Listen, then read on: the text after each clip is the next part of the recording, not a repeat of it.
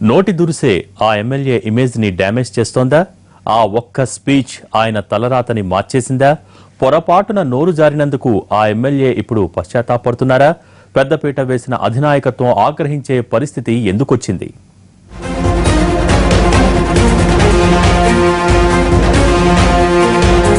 ఉద్యమంలో కీలక పాత్ర పోషించారు.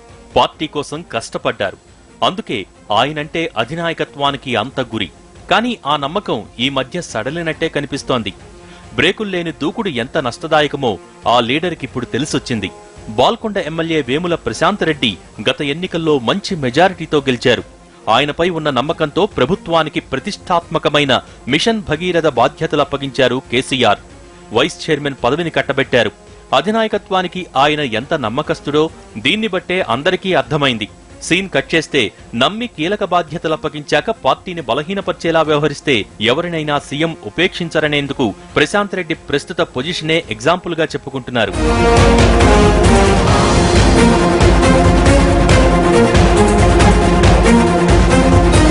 సీఎం ఇటీవల నిర్వహించిన సర్వేలో ప్రశాంత్ రెడ్డిపై నెగటివ్ రిపోర్ట్ వచ్చిందట. ఇప్పటికిప్పుడు ఎన్నికలు జరిగితే బాల్కొండలో పార్టీ ఓడిపోయే పరిస్థితి ఉందని సర్వే ఫీడ్బ్యాక్ ఉందని సమాచారం.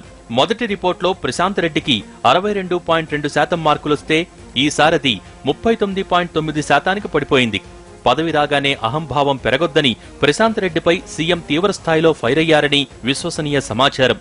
ఈ మధ్య టీఆర్ఎస్ ఎల్పీ సమావేశం తర్వాత నిజామాబాద్ జిల్లా ఎమ్మెల్యేలు ఎమ్మెల్సీలతో సీఎం ప్రత్యేకంగా సమావేశమయ్యారట.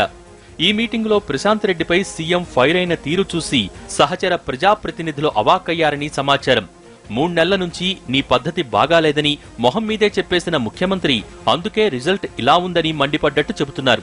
మిషన్ భగీరథ పదవి ఇవ్వగానే కొమ్ములు పెరిగాయా అంటూ సీఎం సీరియస్ కావటంతో దీన్నేమాత్రం ఊహించని నేతలు మొహాలు చూసుకున్నారట.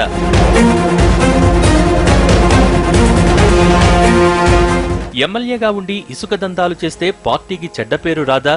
ఇసుక వ్యాపారం చేస్తే విలువ ఉంటుందా అని అందరి ముందే సీఎం కడిగేశారట. రైతులతో ఘర్షణ వైఖరిపైన ఎమ్మెల్యేని ప్రశ్నించారని సమాచారం. ఇప్పటికైనా పద్ధతి మారాలని సీఎం హెచ్చరిక స్వరంతో చెప్పేసరికి మిగిలిన నేతలెవరికీ నోట మాట రాలేదట. మార్కులు ఎందుకు తగ్గాయో ఓసారి ఫ్లాష్ బ్యాక్ వెళ్లి చూసుకోమని అధినేత హితోపదేశం చేశారని చెబుతున్నారు. సీనియర్ నేత డిఎస్ది బాల్కొండ వేల్పూర్ కావటంతో ఆయనను కలుపుకుని ముందుకు వెళ్లాలని సీఎం ఆదేశించడంతో క్షేత్రస్థాయిలో చీమ చిటుక్కుమన్న సీఎంకి తెలిసిపోతోందని బయటకొచ్చిన వారు చెవులు కొరుక్కున్నారట.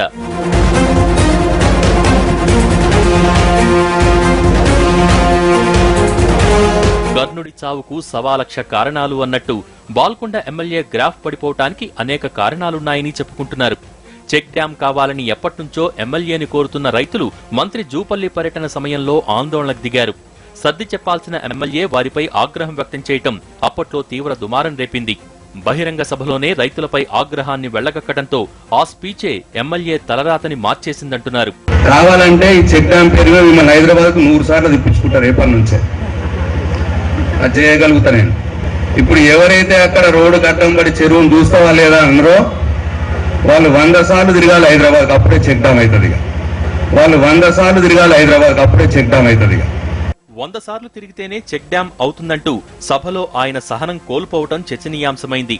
ఎమ్మెల్యే కాకముందే ఏసీలో బతికానని, ఇప్పుడు ఎండలో తిరగాల్సి వస్తోందని ఎమ్మెల్యే చేసిన కామెంట్స్ తో అంతా నివ్వెరపోయారు. అక్కడితో ఆగకుండా ఉద్యమంలో ఎన్నికల్లో కోట్లు ఖర్చు పెట్టానని ఎమ్మెల్యే సభాముఖంగా చేసిన వ్యాఖ్యలు చివరికి ఎన్నికల సంఘం దాకా వెళ్లాయి. దీనిపై అప్పట్లోనే సీఎం ఫైర్ అయ్యారట. ఇక అప్పట్నుంచి ఆ ఎమ్మెల్యేకి బ్యాడ్ టైం మొదలైందని, ఇప్పుడది పీక్ స్టేజ్కి వెళ్లినట్టు కనిపిస్తోందని కేడర్ చెవులు కొరుక్కుంటున్నారు.